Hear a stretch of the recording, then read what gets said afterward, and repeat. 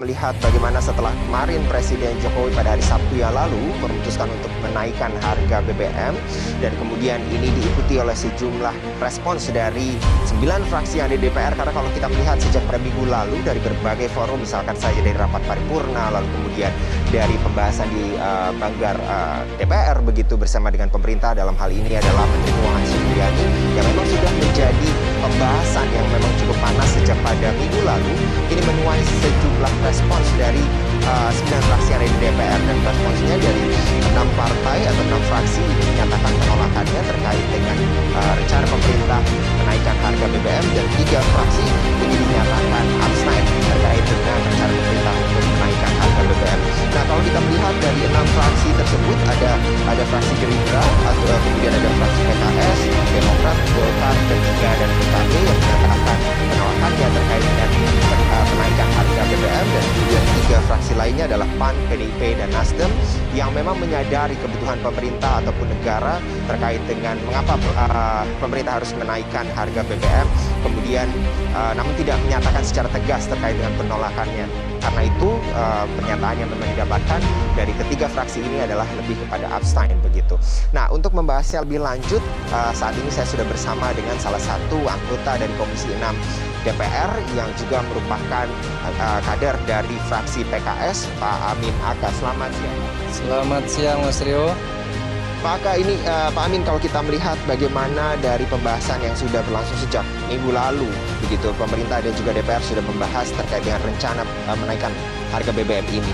Nah, apa yang kemudian menjadi suara dari PKS, mengapa kemudian menolak kenaikan harga BBM ini? Ya, jauh-jauh hari kami anggota PKS dan juga fraksi PKS menolak rencana pemerintah untuk menaikkan harga BBM. Sebelumnya harga BBM non subsidi ya itu sudah naik. Itu karena share-nya cuma 3%, kita tidak terlalu mempermasalahkan. Tapi ketika BBM ini berkaitan dengan hajat hidup orang banyak, mayoritas orang banyak, kita menolak sejak awal. Bahkan ketika ada desas-desus, bahkan kita tanyakan kepada Direktur Pertamina waktu itu, adakah rencana pemerintah untuk menaikkan harga BBM pada tahun ini? Belum ada rencana. Bahkan Pak Jokowi sendiri kan mengatakan beberapa waktu yang lalu tidak akan menaikkan harga BBM. Kenapa pemerintah selalu mengatakan bahwa subsidi atau kompensasi? Ini sebetulnya dua hal yang berbeda ya, tapi nggak usah kita bahas. BBM untuk rakyatnya ini dianggap sebagai satu beban. Ya, sementara ya untuk proyek-proyek yang dikatakan proyek strategis nasional PSN itu yang kajiannya itu tidak terlalu jelas, profitnya juga maupun benefitnya juga tidak nggak jelas begitu, seperti IKN, seperti kereta cepat Jakarta Bandung, atau proyek-proyek yang lainnya menyedot anggaran begitu besar, ya itu malah diutamakan gitu ya. Sementara BBM ini yang langsung berkaitan dengan hajat hidup orang banyak itu malah dianggap sebagai beban. Masalah beban ataupun tidak beban ini sangat bergantung kepada cara pandang. Ya, bagaimana pemerintah memandang rakyatnya ini. Pemerintah ini, pimpinan ini kan dipilih oleh rakyat dengan amanah memang. Amanah untuk mesejahterakan, amanah untuk menegakkan keadilan gitu kan. Amanah untuk mengangkat derajat mereka, dan itu sudah termaktub dalam konstitusi kita gitu loh. Kenapa berkali-kali pemerintah mengatakan ini terlalu membebani pemerintah? Dulu artinya kalau yang bisa kita highlight dari PKS melihat apabila pemerintah mampu untuk kemudian memprioritaskan pembangunan IKN misalkan ataupun pembangunan kereta cepat, mengapa kemudian BBM ini menjadi hal yang harus dikorbankan pada pemerintah? Iya, kenapa ini harus dikorbankan? Karena ini menyangkut masalah political will, ya. Dan sebetulnya kalau pemerintah ini punya visi jangka panjang, itu kan hanya menyangkut dua hal saja. Gitu. Kebutuhan konsumsi BBM kita itu kan 800.000 baler ya sekian ya per hari. Ya sementara lifting kita sampai saat ini hanya 600.000 barel per hari. Ya, target APBN kita itu 700 ribuan baler per hari gitu kan. Kenapa pemerintah itu dari dulu tidak mampu meningkatkan lifting kita? Ya, lifting minyak mentah kita. Sementara di sini tempat sumbernya, sumber minyak itu ada di Indonesia gitu. Kita semua tahu, dunia juga tahu bahwa sumber minyak kita ada di Indonesia itu sangat besar begitu kan.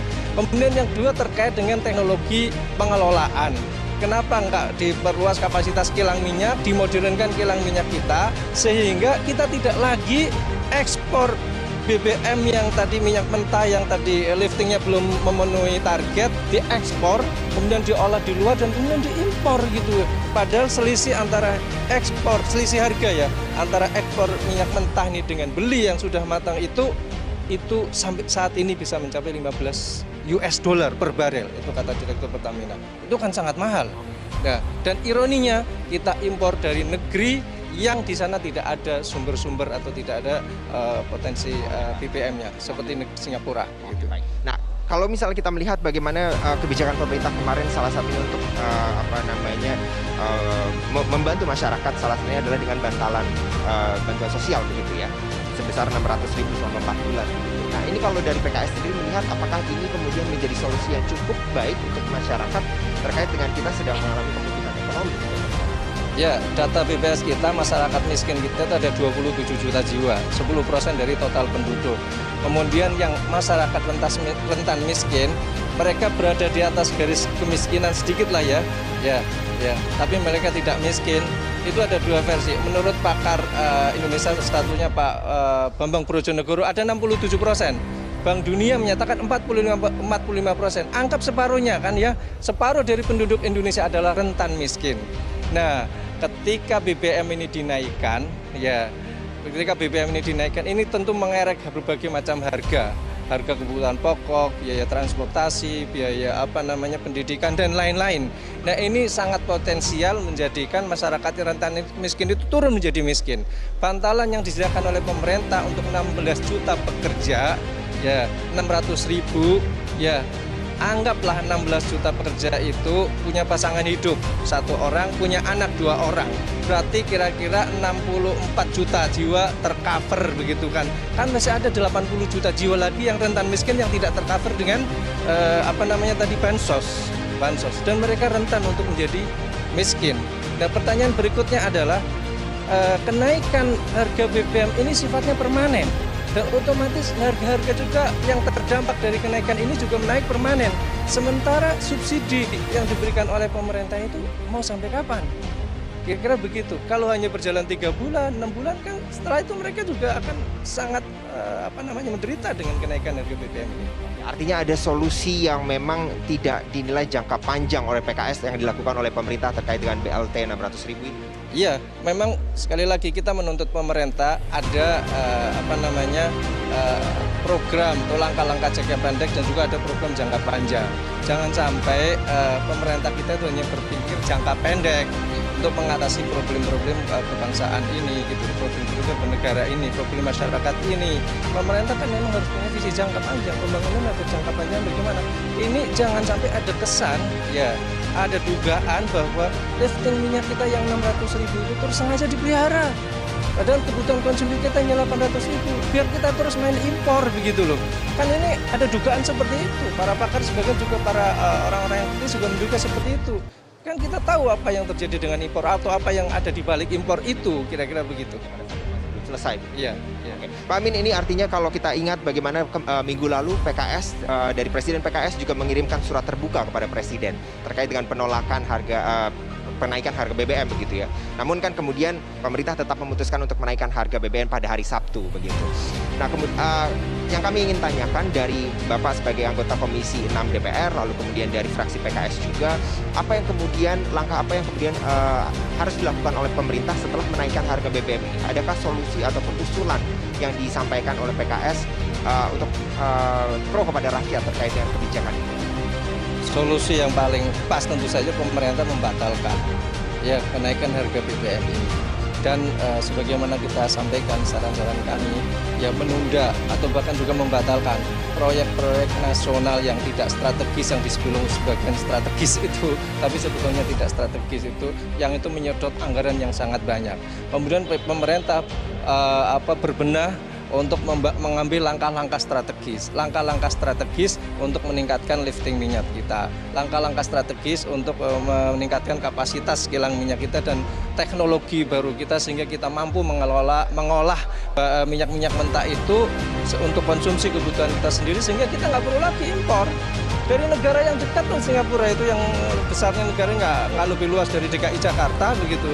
Yang itu menyedot devisa kita. Bayangin aja kalau satu barel itu dulu katanya 5 US dollar selisih minyak mentah dengan yang sudah diolah kembali ke kita. Sekarang sampai 15 US dollar per barel itu menyedot berapa devisa, tinggal dihitung berapa barel kita impor begitu.